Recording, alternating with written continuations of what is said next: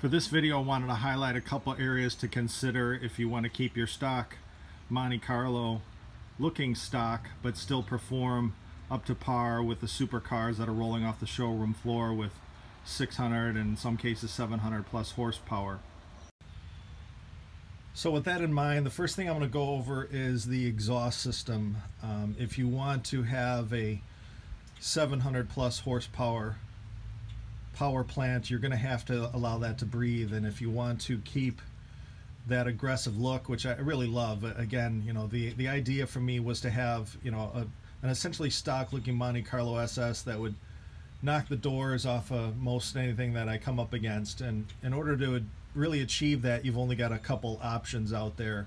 One, you could either do a custom exhaust, or in this case, I'm going to highlight the Holley Hooker LS swap exhaust system.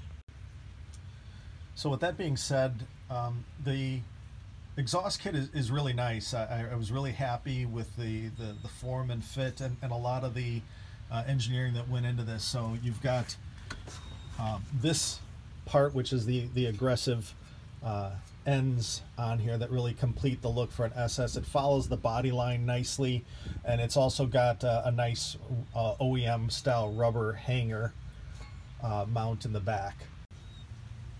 One thing to note for the rear tails, this is a separate kit that's orderable to complete that SS look. It's a 3-inch Mandrel bent stainless. For the main portion of the kit, it's a header back kit, 3-inch Mandrel bent bolt-in with an X pipe.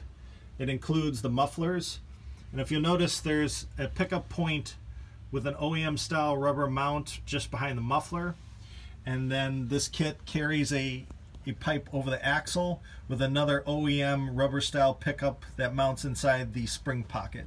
So very nice. Does a really good job of dampening so it doesn't vibrate you out of the car. These are not the Hooker mufflers, and I'll get into the reasons why I swapped out the Hooker mufflers, because initially I was very pleased with them, but ran into some problems with the construction that I'll get into next. This is the Hooker muffler, or one of them that came with the kit that I had taken out. And again, this is the only downfall of the kit. I'm very happy with the design of the kit. It saved me a ton of money, and I love the fit of the kit, but really this was a shortcoming in terms of quality of the design. So when I hook these up, I love the sound, I love the fit, I love the look, because it's got a nice polished stainless back like the ones that I have in there now. So you can sort of see them, you know, just below the bumper line. But the problem that occurred with these in terms of the quality is right after I ran a dyno session, I noticed that they were rattling.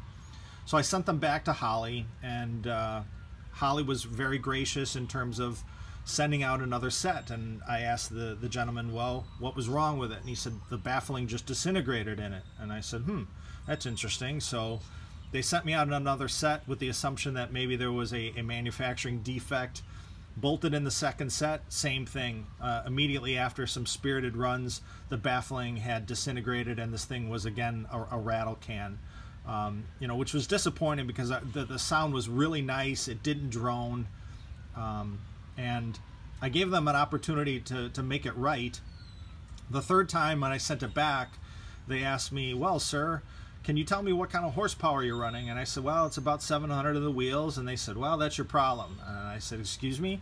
They said that these are only rated for about 400 horsepower, which I think I was the one that broke the mold on that, because there was no rating on the website when I purchased these. Now there's a 420 horsepower limitation, which, you know, if you think about it, is kind of BS, because an LS, stock LS, you're going to make around 400 horse, and anything modified is going to blow that out of the water. So they're kind of useless. Just to be fair, as I stated, they did try and make it right. In addition to offering a replacement until the last time, they did offer an alternative, which is their aero chamber, which they indicated was meant to handle the kind of horsepower that I'm pushing. Unfortunately, though, the aero chamber option wasn't going to work for me for two reasons.